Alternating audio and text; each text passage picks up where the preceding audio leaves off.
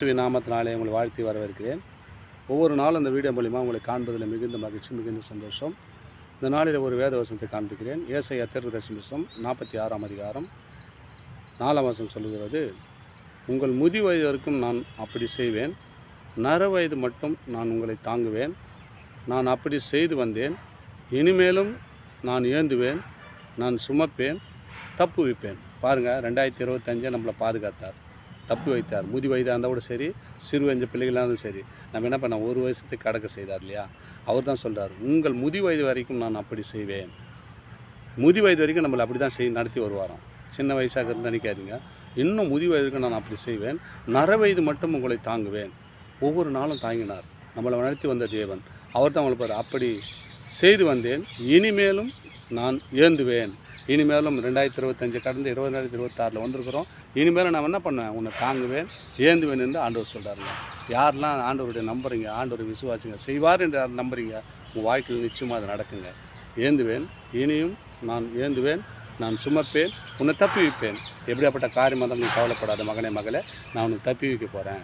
2025 நடக்காத காரியத்தை நடக்க வைக்க போகிறேன். அப்படியேப்பட்ட தடையாக இருக்கிற காரியத்தை எல்லாம் நான் முறித்து போட போகிறேன். நான் உன்னை தப்பி வைக்க போகிறேன். ஒரு பொல்லாத காரியத்தை மாட்டிக்கொண்டு இருக்கிறாயா, பிரச்சனையில் மாட்டிக்கொண்டு இதுலேருந்து எப்போ வெளியே போக நினைக்கிறையா, ஆண்டவர் உங்களை பார்த்து தான் சொல்கிறார். இந்த வீடியோ பார்க்குற வசந்தை கேட்குற அன்பு சகோதரனே, அன்பு சகோதரிகளே, ஆண்டவர் உங்களை பார்த்து தான் சொல்கிறார். நான் உன்னை சுமப்பேன், உன்னை தப்பி வைப்பேன் அப்படின்னு சொல்கிற எந்த காரியத்தை பற்றி நீ கவலைப்படாத. நான் என்ன பண்ணேன், நர வயது வரைக்கும் தாங்க போகிறேன்பா. நான் உங்களை தப்பி வைப்பேன், அப்படி செய்து வந்தேன், இனியும் மேலும் நான் ஏந்துவேன், நான் சுமப்பேன், தப்பு வைப்பேன். நம்ம சுமந்து வந்த தேவன் நான் தான்பா. தாயின் கருவிலே உருவாகும் முன்னே உன்னை பேர் சொல்லி அழைத்து இந்நாள் வரை பாதுகாத்தவன் நான் தான்பா. உன்னை தப்பி வைக்க போகிறேன். பிரச்சனையில் மாட்டிக்கொண்டு இருக்கிற காரியத்தை பற்றி நீ கவலைப்படாத. உங்களை தாங்குவேன், தப்பி வைத்து உன்னை தாங்க போகிறாராம். தப்பி வைத்து உன்னை தாங்க போகிறாருப்பா. நீ பயப்படப்படாது, தப்பி வைப்பேன், சுமப்பாரான்.